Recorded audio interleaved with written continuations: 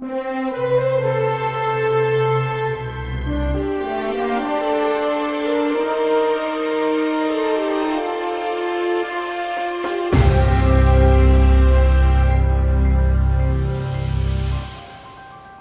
obrigado por continuar em nossa companhia. Agora vamos exibir uma entrevista com o orador espírita Raul Teixeira, realizada pelo programa Terceira Revelação da Federação Espírita Brasileira. O Espiritismo desvenda os grandes enigmas da vida. De onde venho? Para onde vou?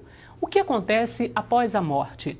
O nosso convidado é médium, conferencista, professor universitário e coordena uma das mais belas obras sociais do Brasil, o Remanso Fraterno, em Niterói, no Rio de Janeiro. Raul Teixeira é quem vai nos explicar um pouco sobre Espiritismo, codificado por Allan Kardec no século XIX. Raul, o que é o Espiritismo? É fácil explicar? É fácil, exatamente porque o Espiritismo é uma doutrina natural. Allan Kardec teve a grandeza de defini-lo como sendo uma ciência, um conhecimento que trata da origem, da natureza, do destino dos espíritos, como trata da relação desses espíritos com o mundo corporal. A partir daí, nós verificamos que todo esse corpo de ensinamentos que se refere a explicar o que é o espírito, de onde vem, o que faz na Terra e sua destinação pós-Terra, corresponde à vista do Espiritismo. Muita gente diz muita coisa sobre o Espiritismo. Não é uma religião, não é uma filosofia? Verificamos uma coisa muito interessante. Se nós disséssemos assim, que o Espiritismo é a ciência de, a filosofia de, ou a religião de, nós estaríamos criando um problema muito sério. Mas Allan Kardec teve a lucidez de dizer que é uma ciência que... Porque há várias outras ciências que falam de Deus, da vida, da morte, da alma. Ciência no sentido de conhecimento. E naturalmente que ao longo dessa definição, ele vai trabalhar também o Espiritismo como ciência, um conjunto de conhecimentos investigados, elaborados. E dessa maneira, nós não podemos comparar o Espiritismo, ciência, com a ciência química, a ciência física, a ciência biológica e outras ciências.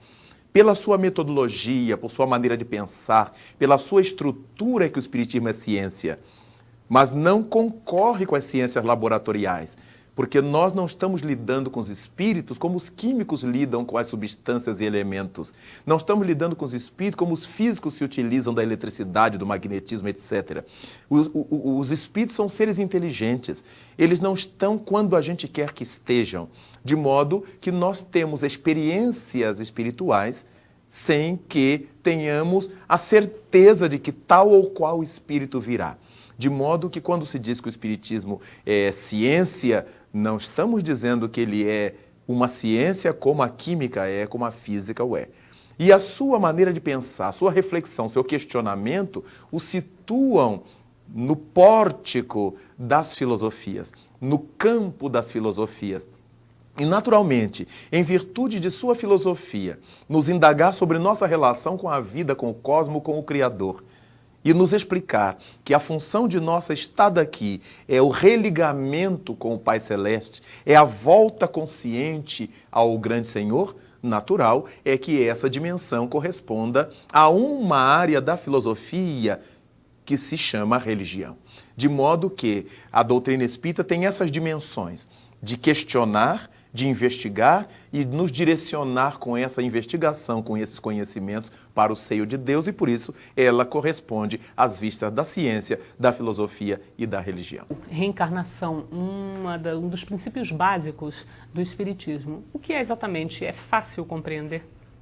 A alma que se encontra no mundo espiritual para voltar a reencarnar é uma alma errante, ela está na erraticidade. Ora, então, para qualquer espírito, qualquer alma que esteja na erraticidade, há a possibilidade de voltar a um novo corpo.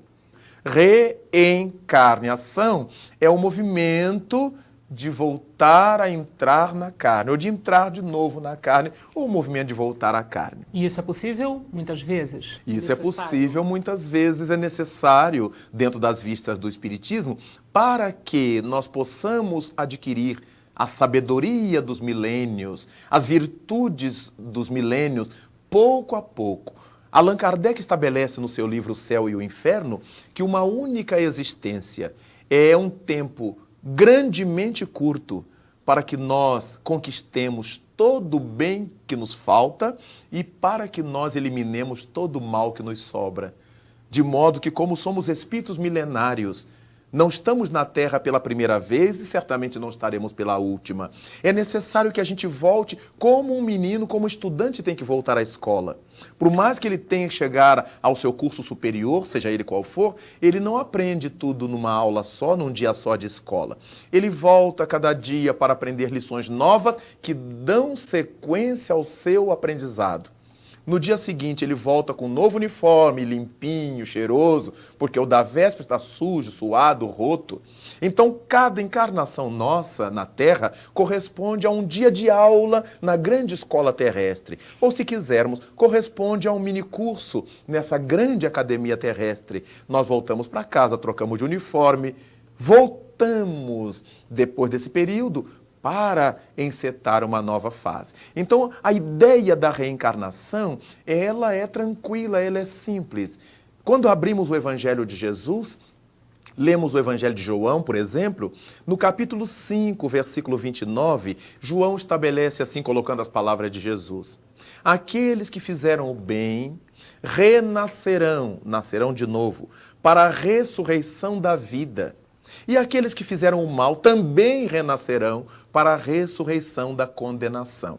Querendo dizer que nas reencarnações, nessas múltiplas existências, nós tanto somos felizes em virtude daquilo que já plantamos de felicidade no passado, como somos desditosos pelas desditas que espalhamos pelos caminhos.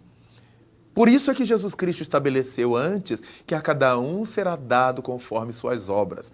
Logo, a ideia de reencarnação é uma ideia que não contempla injustiças. É graças a essa reencarnação, a ideia de nascer de novo, que nós entendemos que toda essa leva de criaturas que hoje faz mal à sociedade, que ludibria, os corruptos, os criminosos e que passam impunes através de mil artifícios pela terra, eles terão que voltar para devolver isto. E aqueles que estão, apesar de todas as dificuldades, trabalhando pelo bem, elaborando o bem, eles também voltarão para dar sequência à sua evolução, mas em clima de harmonia interior, de paz interior. Então encontramos pela terra onde vivemos, todos estamos evoluindo, mas uns evoluindo com dor, com sofrimento, com tristeza, com agonia, e outros evoluindo com tranquilidade, nas lutas do cotidiano, mas uma família que os ama, uma sociedade que os respeita, sem que eles fiquem desempregados, sem que eles fiquem doentes, com essa gravidade que nós encontramos mundo afora. Então, quem fez o bem, dizia Jesus, volta para ver o bem que fez, para a ressurreição da vida. E quem fez o mal também volta para dar conta do mal que realizou. Mudando para outro assunto, dentro do Espiritismo, mediunidade é um assunto que desperta todo tipo de comentário, todo mundo tem uma opinião para dar sobre mediunidade. No Espiritismo, o que é mediunidade? Na doutrina espírita, a mediunidade é uma faculdade inerente à criatura humana de captarmos o mundo espiritual. Allan Kardec chega a dizer em o livro dos médiuns que toda criatura que sente, num grau qualquer, a interferência dos espíritos, por essa razão pode ser chamada de médium. Então temos aqueles indivíduos que numa reunião familiar, numa reunião de fim de ano, de Natal, de aniversário, e tem aquela percepção que vovó está aqui, que meu irmão está aqui, senti minha mãe por perto. É uma percepção de momento num dia de emoção familiar. Até aquelas que materializam espíritos. Isso não é uma fantasia. Não, não é uma fantasia. Pode até ser, mas se estamos falando de mediunidade, isso existe como mediunidade. Mas aquelas outras que materializam, que psicografam, através das quais os espíritos falam, também são médiuns. Então encontramos médiuns numa gama muito vasta, desde aqueles que sentem num grau muito singelo, esporadicamente, até aquelas criaturas que trabalham na mediunidade diuturnamente, com frequência, e que esses fenômenos têm uma certa capacidade de mostrar-se, têm uma certa intensidade, uma certa frequência, até esses. Então, Allan Kardec estabelece numa definição genérica que todo aquele que sente, num grau qualquer, a interferência dos espíritos pode ser tido como médium. Então, a mediunidade é uma faculdade de toda criatura humana. Não me interessa se o indivíduo é materialista, se ele é ateu, se ele é católico romano, se é evangélico, se é umbandista, se é quimbandista, se é do candomblé ou se é espiritista. É uma faculdade inerente ao ser humano. É por isso que encontramos na Igreja Romana os santos que faziam milagres. E o que eram os milagres, senão os fenômenos mediúnicos que eles conseguiam realizar? Santa Teresa d'Ávila, que levitava até a nave da igreja, até o teto, chamada doutora da igreja. Francisco, que realizou tantos fenômenos, tantos prodígios, inclusive recebeu as chagas do Cristo no seu próprio corpo, demonstrando uma mediunidade de efeitos físicos. Antônio de Pádua, que falava em Pádua num tempo em que não havia microfone, no século XIII, alto-falantes, e todas as montanhas em volta, todos os castelos, ouviam dentro de casa o sermão dele na igreja, como se fosse para chamar, para despertar. Então, esses são relatos da própria igreja.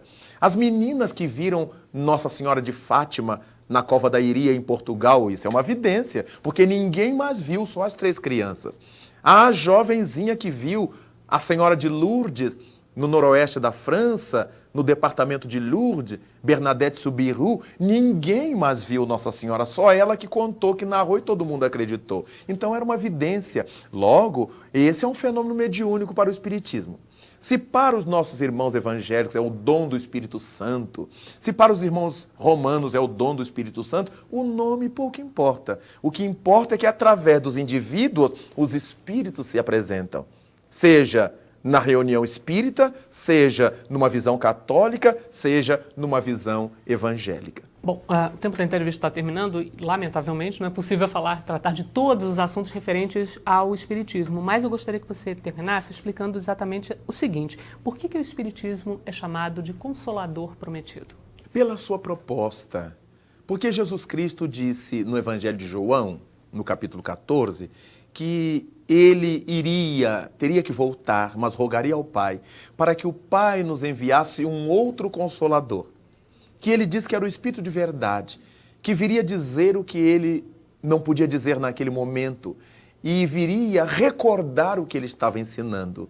Esse Espírito de verdade que ficaria conosco até o escoar dos tempos.